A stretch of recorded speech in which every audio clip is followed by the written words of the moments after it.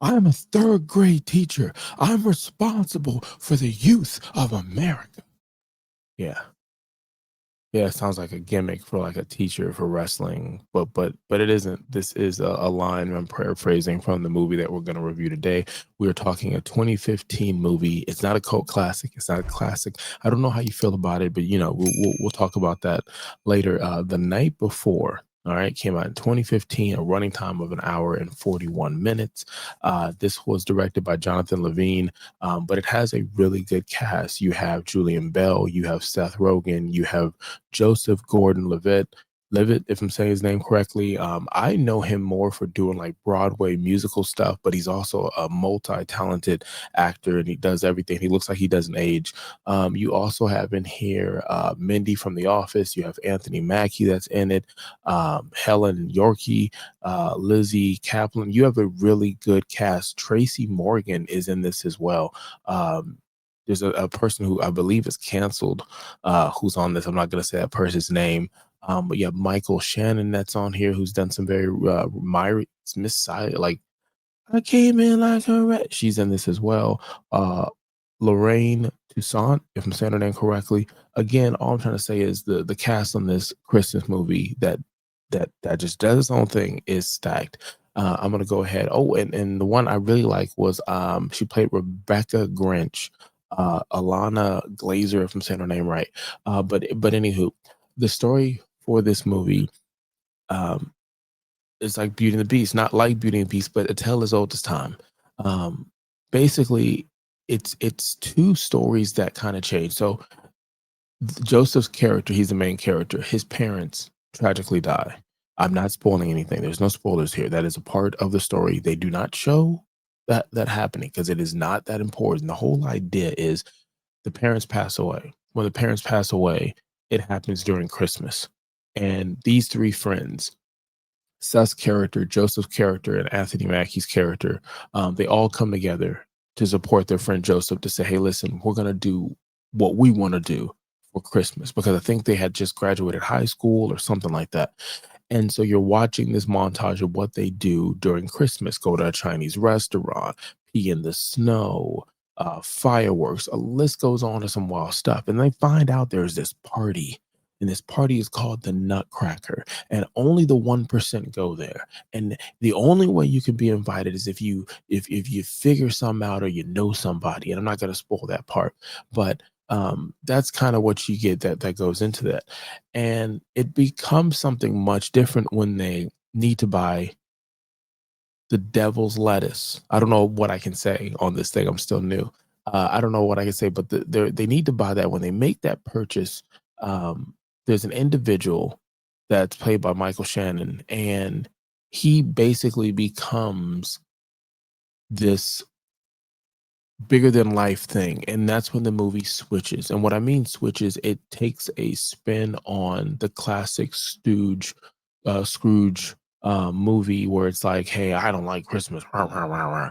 And so that's really the storyline, and things happen from there. Now, if I didn't say it already, welcome to the Critics Collective. Hit the subscribe button, like, follow, and comment for more. We would love to have you join our collective family. Now, with that being said, I'm going to go ahead and tell you what I liked about a movie, what I didn't like about this a movie, and then I will rate it from a 0 to a 5. Now, what I didn't like about this movie was the story was all over the place.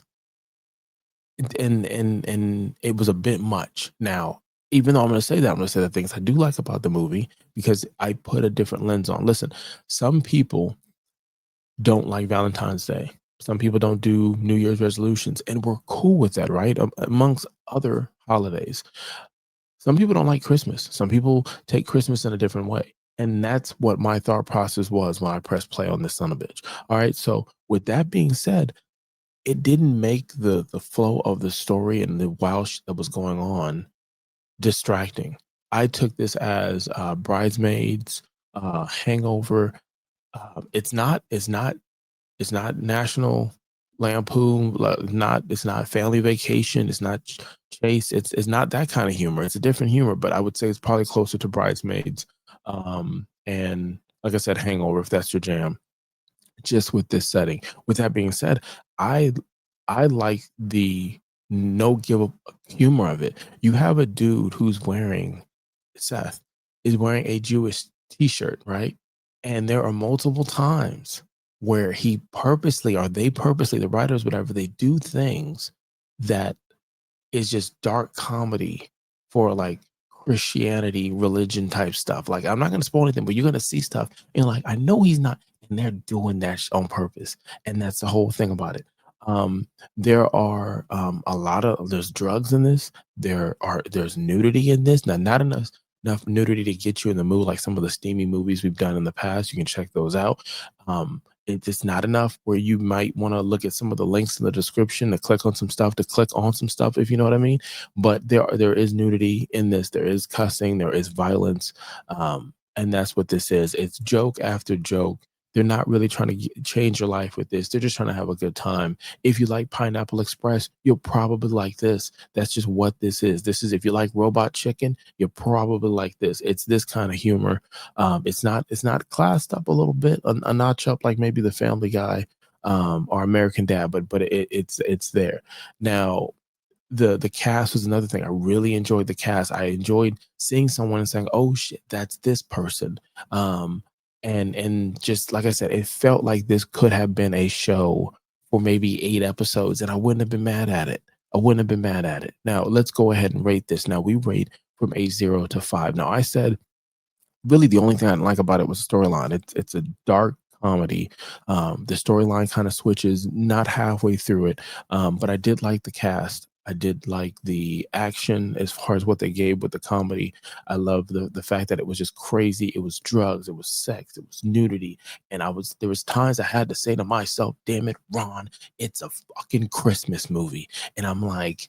It is. It doesn't feel like one, not a traditional one. It's not a miracle on 34th Street. It's more like a miracle twerking on 69th Street. That's what it is. That's what it is. Now, with that being said, I'm gonna rate this a 2. It's not a very good movie. It's not. They know it's not a good movie. It's just not. There's nothing about it, in my opinion, that's memorable. Where you're like, hey, I'm gonna pass this on to my kids. I'm gonna watch this with my wife and some hot cocoa and hope that I get some hot cocoa, if you know what I mean. That's not what this movie is. Um, it is a movie that is going to if you're into dark humor, there is a message in here. Believe it or not, there is a message in here. Um, and some of the things they did with the cameras, it's a fun fucking movie. If you come in here and just chill and just relax. And so I just want to watch a dark comedy with a theme of Christmas, a heavy ass dose of Christmas. I think you're gonna enjoy this. Seth Rogen's wife, I'm not gonna spoil anything, gives a wild gift to her husband in this movie. And that just lets you know what kind of fucking movie this is. And I've seen her and stuff before. Oh man, it's not The Office. It's not The Office. Damn it, I can't remember that movie. But it was a movie. It was a show on Comedy Central. Workaholics. There we go. It was a Three Guys. Workaholics. I enjoyed Workaholics. Whatever. Anyway, so put in the comments what you thought about the night before. You could have been anywhere in the world and you chose to be here with me. Until next time.